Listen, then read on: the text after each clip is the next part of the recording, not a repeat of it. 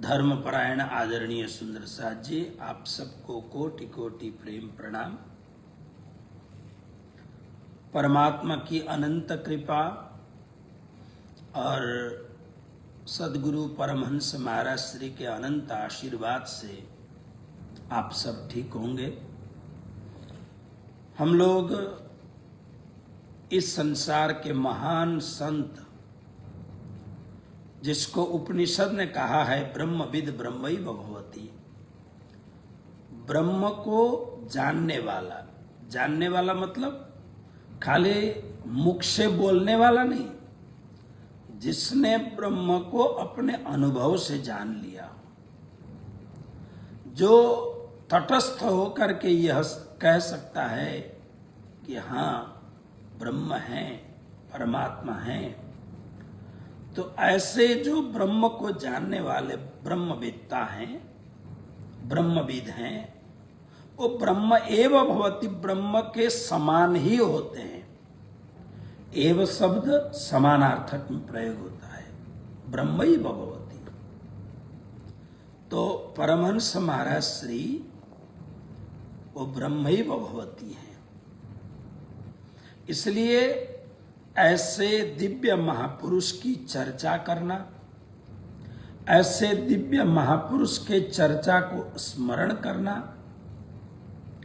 और ऐसे दिव्य महापुरुष की चर्चा को वितरण करना, यानी जैसे फेसबुक में आप लोग यह श्रवण कर रहे हैं, तो आप जब शेयर करेंगे तो जैसे परमहंस पीठ श्री भद्रावतीपुरी धाम का फेसबुक आपसे जुड़ा हुआ है, लेकिन आपसे जुड़े हुए सैकड़ों लोग भद्रावतीपुरी धाम से नहीं जुड़े हैं। ज्यों ही आप शेयर करोगे त्यों सैकड़ों लोगों के बीच में परमहंस महाराज श्री की चर्चा पहुंचेगी। ये वितरण करना, ये चर्चा करना। जैसे परमहंस पीठ श्री भद्रावतीपुरी धाम में मेरे आने के बाद लगभग 7-8 साल के बाद में मैंने गुजरात का सुप्रसिद्ध, जिसको मगज बोलते हैं, जिसको हिंदी भाषी या पंजाबी क्षेत्रों में बेसन के लड्डू बोलते हैं, वो बनाना प्रारंभ किया। और भद्रावतीपुरी धाम में बने हुए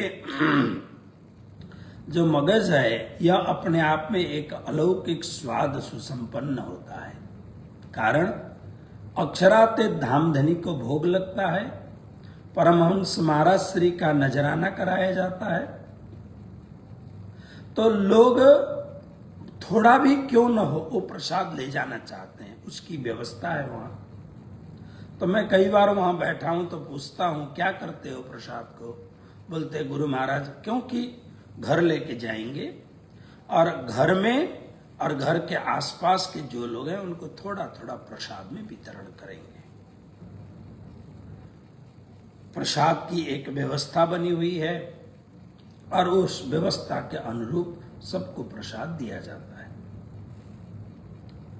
और बहुत अच्छी बात है कि प्रसाद सबको वितरण करते हैं।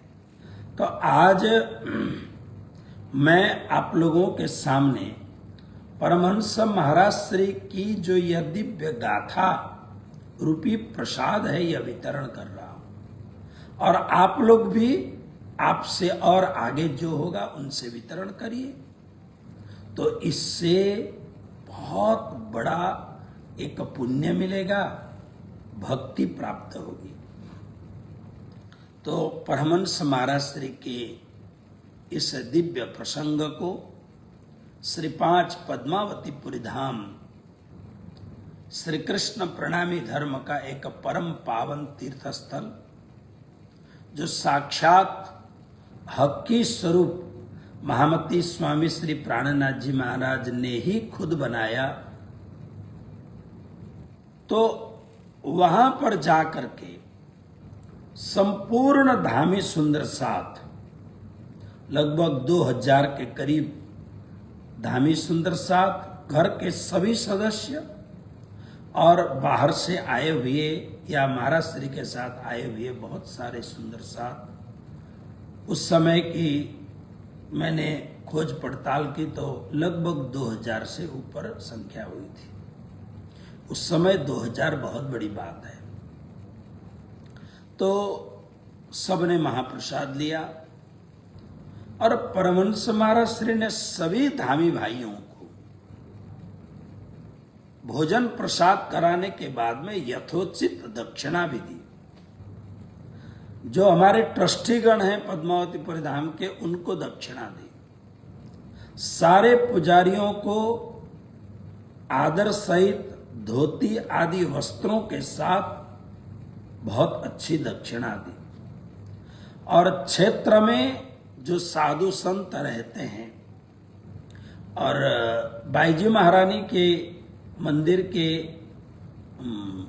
कोठियों में, रूमों में जो हमारी माताएं, बैरागण माताएं रहती हैं, उन सबको वस्त्र और दक्षिणा दी। और इतना देने के बाद में फिर परमहंस महाराज श्री वहां से अब निकलते हैं अपना कार्यक्रम पूरा करके।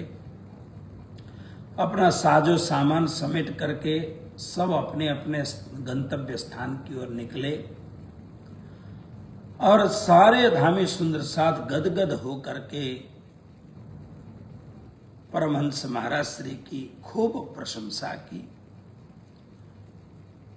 और परमहंस महाराज श्री वहां से निकल करके वापसी यात्रा में उनके मन में इच्छा हुई परमहंस गोपाल दास जी महाराज के तीर्थ क्षेत्र में जाके दर्शन कराते हैं।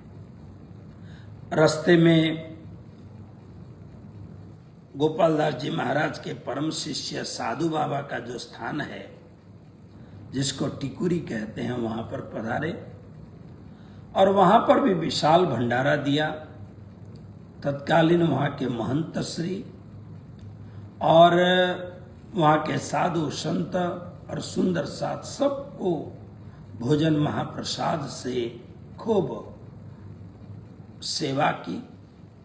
और टिकुरी में जो महंत हैं वो भद्रावतीपुरी धाम के परमहंस महाराज श्री का बहुत आदर करते हैं। आज भी परमहंस गोपाल दास जी महाराज के स्थान से जितने भी वहां के सुंदर साथ हैं, वो सुंदर साथ ऐसा समझते हैं कि परमहंस कृष्ण प्रियाचार्य जी महाराज परमहंस गोपाल दास जी महाराज के ही अवतार हैं, ऐसा मानते हैं। तो उस समय के जो महंत श्री थे, उन्होंने आदर सत्कार किया, भोजन भंडारा हुआ और भंडारे के बाद में महंत श्री को वस्त्र और अच्छी सी दक्षिणा, साधु संतों को भोजन प्रसाद और वस्त्र सहित दक्षिणाएं दी। सबका यथोचित स्वागत सत्कार करके एक रात वहां पर उन्होंने विश्राम किया। मैं आप लोगों को थोड़ी सी बात बताऊं। देखिए, ये मैं दक्षिणा जब बोलता हूं तो आप ऐसा न सोचें कि मैं कोई प्रलोभन के द्वारा बोल रहा हूं। शास्त्रीय नियम के अनुरूप अगर आप किसी ब्राह्मण को, ब्राह्मण मतलब जो ब्राह्मण का कार्य करता हो, कर्मकांड आदि, या साधु संत महात्मा महंतों को आप अपने घर में पधरामणी करते हैं, भोजन प्रसाद कराते हैं, तो आपको यथोचित उनको दक्षिणा भी देनी चाहिए। ये नियम है। तो उसके बाद में टिकुरी से दूसरे दिन उठ करके वहां से बहुत दूर नहीं है, जिसको फूलपुर, लेकिन ये भैया में है इसलिए फूलपुर भैया इसको कहते हैं। उत्तर प्रदेश में यह स्थान है। फूलपुर भैया में परमहंस गोपाल दास जी महाराज का पवित्र तीर्थ स्थान है। वहां पहुंच करके परम भजनानंदी, परम पूज्य परमहंस स्वरूप श्री 108 श्री अनंत दास जी महाराज से उनका मिलन हुआ। दोनों बहुत ही प्रेम और भाव से गले लगे। ये अनंतदास जी महाराज का मैंने भी दर्शन किया। भद्रावतीपुरी धाम आए थे, बड़े ही सज्जन और बहुत ही भजनानंदी महात्मा, ब्राह्मण शरीर और भजन में डूबे हुए महापुरुष। भजन की अलौकिक शक्ति इन्होंने संजो करके रखा था। तो उनसे मिल करके थोड़ी देर बैठे, कुशल क्षेम की चर्चा हुई। उसके बाद में परमहंस महाराज श्री ने अपनी जिज्ञासा प्रकट की। महाराज श्री, मैं फूलपुर भैया में भंडारा देना चाहता हूँ, सुंदर साहब को भोजन कराना चाहता हूँ, साधु संत और आप श्री को भोजन कराना चाहता हूँ, मुझे आज्ञा दें। बड़े खुश हुए, कारण एक साधु दूसरे साधु से जब मिलता है तो हमारे महात्माओं ने कहा, चार मिले, चार मने इधर के 2 आंख और उधर की 2 आंख, 4 मिले 64 खिले 20 रहे कर जोड़। साधु से साधु मिले तो खिले 7 करोड़। साधु से साधु जब मिलते हैं तो कहते हैं कि एक शरीर में 3.5 करोड़ रोम होते हैं। इस शरीर में जो विकेश होता है ना, रोम, 3.5 करोड़ होते हैं। एक साधु दूसरे साधु से जब मिलता है तो रोमांचित हो जाते हैं, खुशी आनंद बरसता है। एक साधु दूसरे साधु से मिलते हैं तो खिले 7 करोड़। दोनों महापुरुष मिले। मैंने बहुत जगह पर ऐसे देखा। मैं जब विद्यार्थी था, मेरे सदगुरुदेव गुरुजी श्री मंगलदास जी महाराज के कालिंपोंग के आश्रम में रहा। बहुत बचपन से मैं महाराज श्री के श्री चरणों में, गुरुजी के श्री चरणों में पहुंचा था। बहुत ही अबोध छोटी अवस्था में, मुझे लगता है लगभग 8 वर्ष की मेरी उम्र होगी जब घर छोड़ करके मेरे दादाजी ने मुझे पहुंचा दिया था। तो वहां पर बहुत सारे महापुरुषों का आना जाना मैं देखता था। जैसे परमहंस महाराज जी जब वहां पहुंचे 108 पारायण में, गुरुजी ने उनको खास बुलाया था। बड़ौदा से एम्बेसडर गाड़ी लेके गए थे। उनकी 7 दिन तक सेवा करने की खुशी, आनंद, वह सेवा मुझे मिली। तो मैंने देखा परमहंस महाराज जी और गुरुजी जब दोनों मिले, दोनों का शरीर वृद्ध है, दोनों दंडवत प्रणाम करते हैं। मैंने देखा, मैं बच्चा होते हुए भी महापुरुष के संगत में रहने के कारण निर्दोष जीवन था। मेरी आंखें भर आईं। उस समय मैं कोई ज्यादा जानता नहीं था, लेकिन दोनों तपस्या के बादशाह, दोनों जब लेट गए, दंडवत किया और दोनों ने उठ के गले मिले। दोनों के आंखों में प्रेम के आंसू बहे।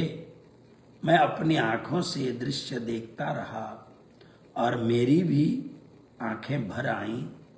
मुझे तो पता नहीं क्यों, लेकिन बस भर आईं। तो ये जो मिलन था, ये अलौकिक मिलन था। मैंने परम पूज्य तत्कालीन श्री 5 नौतनपुरी धाम के आचार्य श्री 108 धर्मदास जी महाराज और गुरु महाराज के दोनों के मिलन का अद्भुत दृश्य देखा है। श्री 5 महामंगलपुरी धाम के तत्कालीन आचार्य श्री 108 श्री ठाकुरदास जी महाराज और गुरुजी मंगलदास जी महाराज को मिलते हुए मैंने देखा। काठमांडू में एक बहुत ही पवित्र महापुरुष श्री जुगलदास जी महाराज, जिन्होंने बहुत सुंदर जागनी की है, वो और गुरुजी को मिलते हुए मैंने देखा। अर्थात जब 2 पवित्र आत्माएं मिलती हैं तो पूरी प्रकृति रोमांचित हो जाती है। अब मैं ये नहीं कह सकूंगा आजकल हम जो साधु हैं, हम साधुओं का भीतरी जगत कितना क्लीन है, कितना पवित्र है, राग द्वेष से हम कितने मुक्त हैं, ये समझना थोड़ा कठिन है। और संभव ये भी हो सकता है कि हमारी दृष्टि खराब होगी, क्योंकि हमारे सामने ही हम भी उनके सामने महाराज बने और हमारे सामने सभी महाराज बने। एक लगभग 50 वर्ष की एक साधुता की यात्रा, लेकिन ऐसा नहीं है। लेकिन वो जो पुराने महापुरुष, उनके भीतर साधुता की जो बादशाही थी, संत परंपरा की जो अलौकिक समृद्धि उनके भीतर में थी, भजन का जो अलौकिक प्रभाव उनके जीवन में था, वो आज देखने को नहीं मिलता है। आज देखने को मिलता है कि ईर्ष्या द्वेष कितना पनप रहा है, मेरी और तेरी कैसे चल रही है, स्व पूजा, अपनी पूजा कराने की होड़बाजी हमारे में चली हुई है। यानी बड़ा विचित्र स्थिति है। अब यदि हम बहुत ही अच्छी तरह से कैलकुलेशन करके देखेंगे तो आज मठ मंदिर गगनचुंबी बने हुए हैं, अपार समृद्धि, भौतिक समृद्धि से भरे हुए हैं। लेकिन जैसे श्री नारद जी ने कहा, मैं पृथ्वी में भ्रमण कर रहा था, मैं सब जगह श्रीरंगम सेतुवंदनम सब जगह गया, लेकिन इन तीर्थों में मुझे शांति नहीं मिली। आप भागवत के महात्म्य में पढ़ना, भक्ति ज्ञान और वैराग्य के कथानक पर नारद जी ने किन कारणों से हरिद्वार आदि तीर्थों में, उन आश्रमों में जहां पर बड़े बड़े सम्राट बैठ करके ज्ञान चर्चा सुनते थे, उन आश्रमों में शांति मुझे नहीं मिली। कलयुग के प्रारंभ से पहले की बात है, तो वो प्रसंग वहां पढ़िएगा आप लोग। मुझे लगता है प्रथम अध्याय में ही शायद होगा, महात्मा के प्रथम अध्याय में। तो उसका एक ही कारण है कि जब तक हम भीतर से पवित्र नहीं होंगे, और भीतर पवित्र होने का एक ही सबसे बड़ा तरीका है, रामचरितमानस की मुझे वो अमर पंक्ति याद आ रही है, निर्मल मन जन सो मोहि पावा।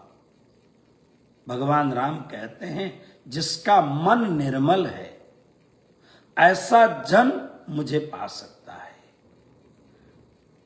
मोहि कपट छल छिद्र न भावा।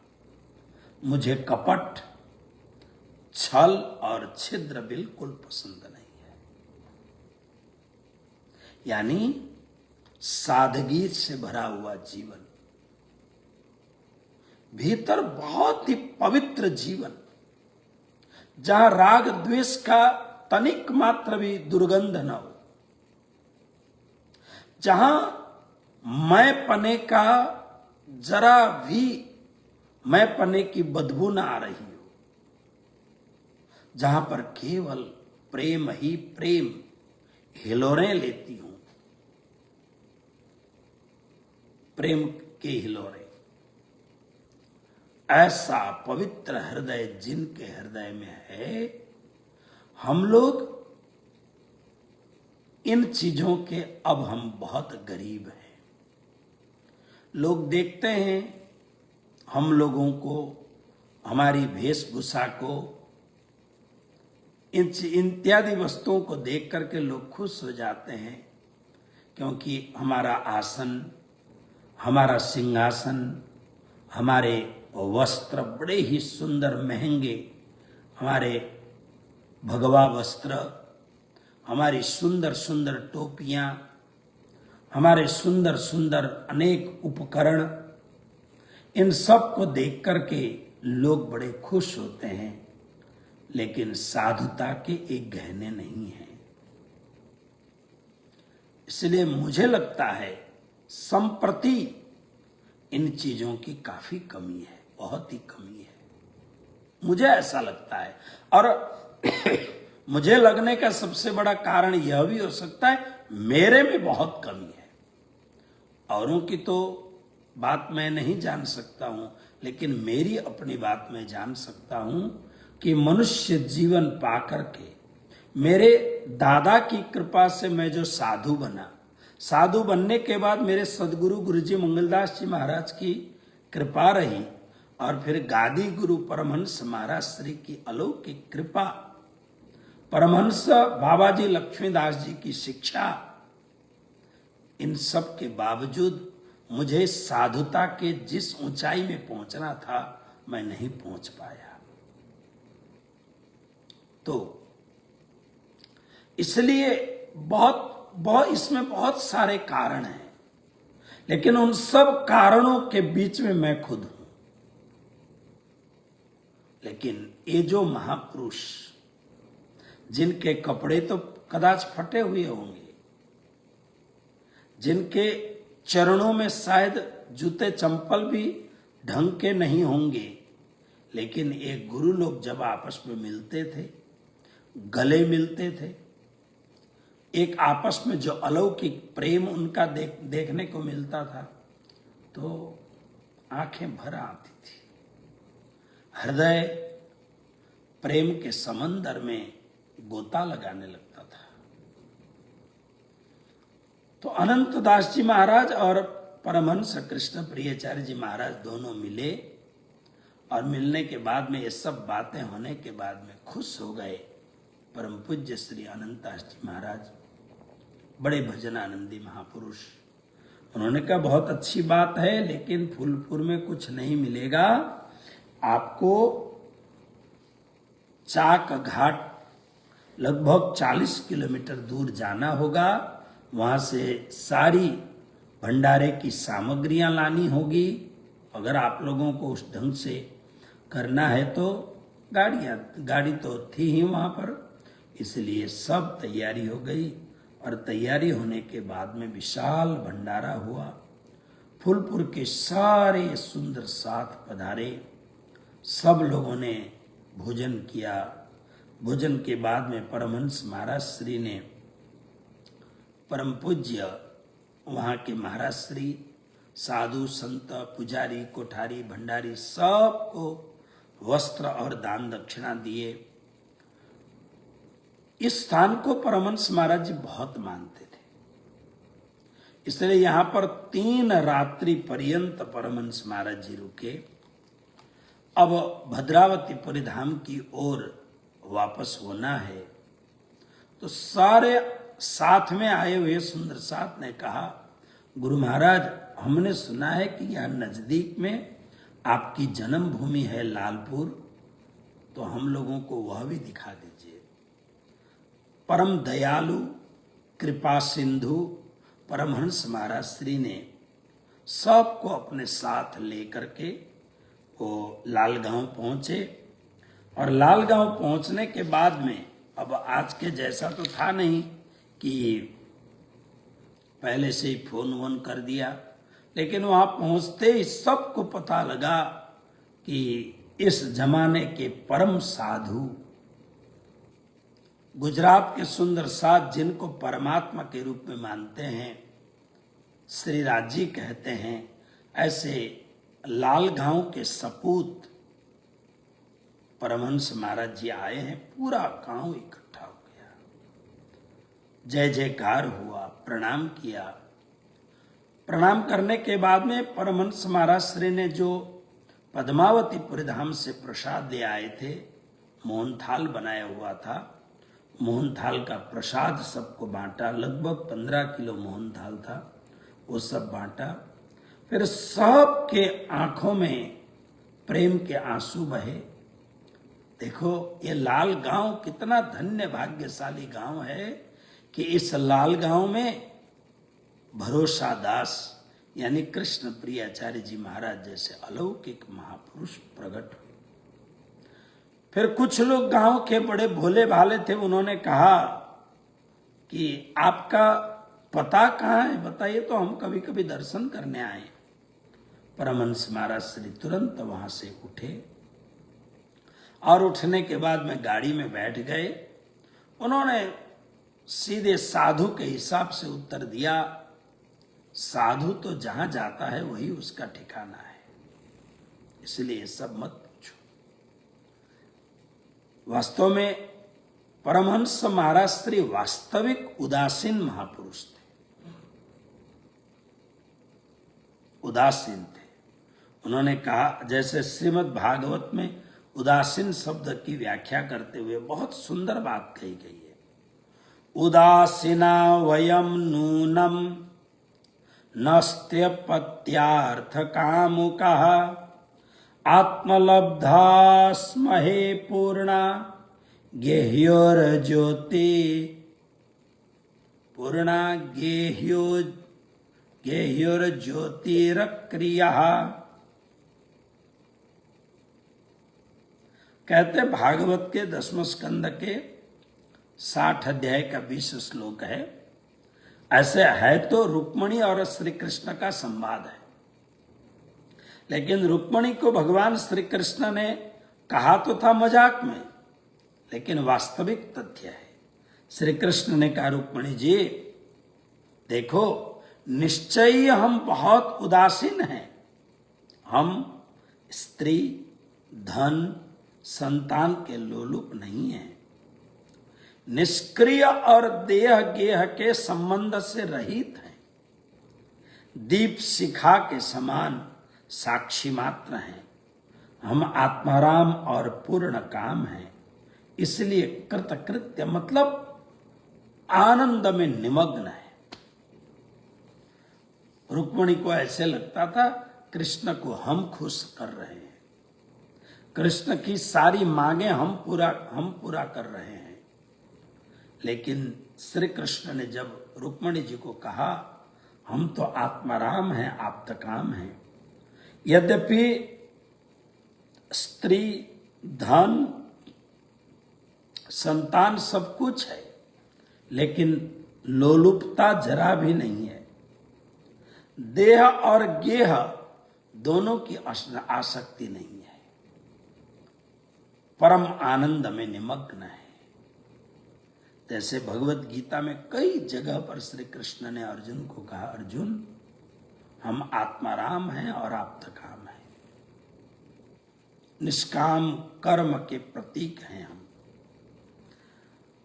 सब लोगों ने बहुत अलग अलग बातें की, और वैसे भी कबीरदास जी ने कहा, जाति ना पूछो साधु का, पूछ लीजिए ज्ञान, मोल करो तलवार का, पड़ा रहने दो म्यान।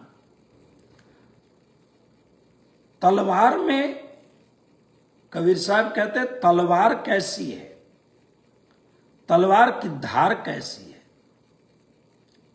तलवार की बात करो ना। साधु में ये साधु किस जाति का होगा, कैसा होगा, नहीं, मस्त रहो। तो इस प्रकार से परमहंस महाराज श्री वहां से लौट करके आते हैं। आते हुए फिर वहां से निकल करके सतना आए। सतना से आज पन्ना पहुंचना था, लेकिन सतना में गाड़ी पंचर हो गई, सतना में रहना पड़ा। तो वहां पर नार के दुलाभाई मास्टर के जमाई मनुभाई पटेल सतना में चाय का व्यापार करते थे, चाय पत्ती का बहुत अच्छा व्यापार था। तो उन्होंने गुजरात के ही सुप्रसिद्ध टेलीफोन बीड़ीवाला के यहाँ गेस्ट हाउस में भोजन और आवास की बहुत अच्छी व्यवस्था की। उसके बाद में फिर दूसरे दिन वहां से निकल करके श्री 5 पद्मावती पुरी धाम का दर्शन किया, पांडव गुफा में स्नान करके अल्पाहार वगैरह करके सागर पहुंचे। सागर में फिर वहीं पर जो पहले ठहरे थे messrs CJ Patel and company के गेस्ट हाउस में रात्रिकालीन विश्राम हुआ। सभी के लिए समुचित व्यवस्था की गई थी। फिर वहां से भोपाल आए। भोपाल में वहां पर तालाब में स्नान करके अल्पाहार किया। उसके बाद में इंदौर पहुंचे। इंदौर में कच्छ का जो बिथोण नामक स्थान है, वहां के रति भाई पटेल जो परमहंस महाराज जी के परम भक्त बड़ोदरा रहते हैं, उनके रिश्तेदार थे मिट्ठू भाई पटेल। उनके घर में बड़ी अच्छी व्यवस्था की, भोजन और सबकी बहुत अच्छी व्यवस्था की। परमहंस महाराज श्री ने उनको बहुत आशीर्वाद दिया। उसके बाद में वहां से चल पड़े। लेकिन ज्यों ही परमहंस महाराज जी गाड़ी में बैठ रहे थे तो अपने यात्री में से एक थे नार के कांति भाई, उनको कहा कि कांति भाई सावधान होकर बैठो। अब कुछ बातें नहीं थी, लेकिन परमहंस महाराज जी ने कहा सावधान होकर बैठो। लेकिन आगे जाकर के गाड़ी एक्सीडेंट, इंदौर से आगे निकलने के बाद में रास्ते में गाड़ी एक्सीडेंट हुआ। किसी को भी कुछ नहीं हुआ, लेकिन ये जो कांतिबाई थे उनका हाथ बाहर निकला हुआ था, तो हाथ में काफी अच्छी चोट आई। तब उस समय कांतिबाई को ध्यान में आया गुरुजी हमारे अंतर्यामी हैं। उन्होंने कहा था कि ध्यान रखना, हमारे परम दयालु सदगुरु ने हमें पहले ही बता दिया था, लेकिन हमने गुरु महाराज की बात की परवाह नहीं की। उसके बाद में वापस लौटते हुए पुनः दाहोद के पास में कतवारा गांव में आए। वहां के भावुक सुंदर साथ के आग्रह पर गांव में जाकर के पधरामणी की और वहां पर सुंदर साथ ने बहुत ही बढ़िया ढंग से प्रणाम किया। परमहंस महाराज श्री के श्री चरणों में अपनी भावांजलि उन्होंने पत्रम पुष्पम आदि चढ़ाया। परमहंस महाराज श्री ने इन सब सुंदर साथ को श्री 5 पद्मावतीपुर धाम, फूलपुर भैया आदि से लाए हुए प्रसाद वितरण किया। तुरंत किसी सुंदर साथ ने कहा गुरु महाराज रास्ते में टुआ पड़ता है, वहां पर 15 दिन का एक शिविर होने वाला है कल से, इसलिए कृपा करके वहां दर्शन देते हुए जाएं। परमहंस महाराज श्री 5 तारीख को 5 अप्रैल 1986 को टुआ गांव में पहुंचे। सब व्यवस्था में जुटे हुए थे, कल से 15 दिन का शिविर होना है। अकस्मात 20 सुंदर साथ से घिरे हुए परमहंस महाराज श्री को देख करके खुशी से पागल हो गए। सुंदर साथ सरप्राइज दर्शन हुआ, एकदम अकस्मात दर्शन हुआ। सब सुंदर साथ अनुग्रहित हुए, गदगद हो गए। पधरामणी की, पामड़ा बिछाया, परमहंस महाराज जी के लिए कुर्सी रखी, सारे सुंदर साथ के लिए उचित सभी अल्पाहार आदि की व्यवस्था की।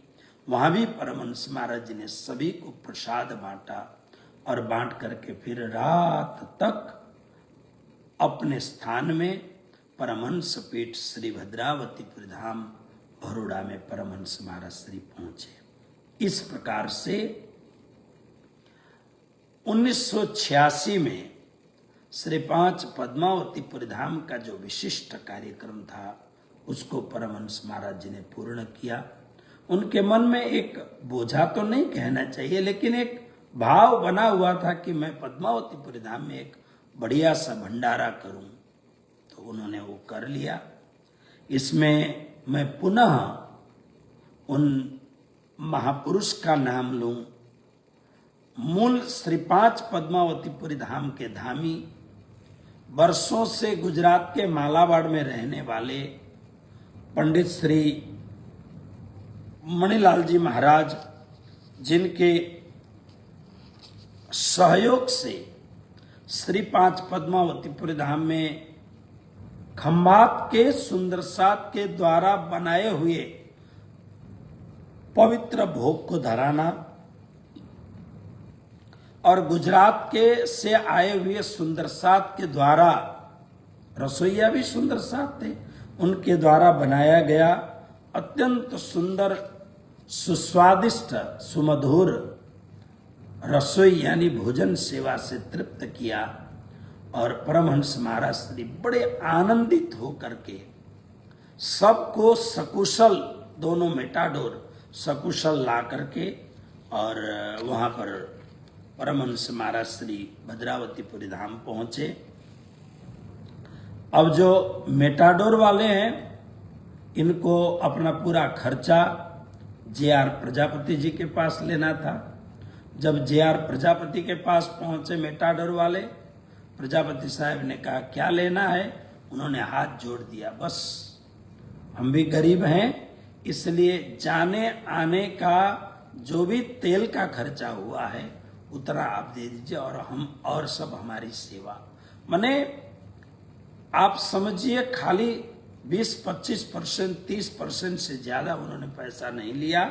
इस प्रकार से परमहंस महाराज श्री की एक यात्रा जो स्मरणीय यात्रा है, ऐसी पवित्र यात्रा से परमहंस महाराज श्री भद्रावतीपुरी धाम में आए हैं। ये बात है 86 की। अब आगे श्री परमहंस महाराज श्री की दिव्य गाथा, दिव्य जीवन का इतिहास क्या होगा, ये कल आपके सामने प्रस्तुत किया जाएगा। आइए आज इतने में ही सब लोगों को कोटि कोटि प्रणाम।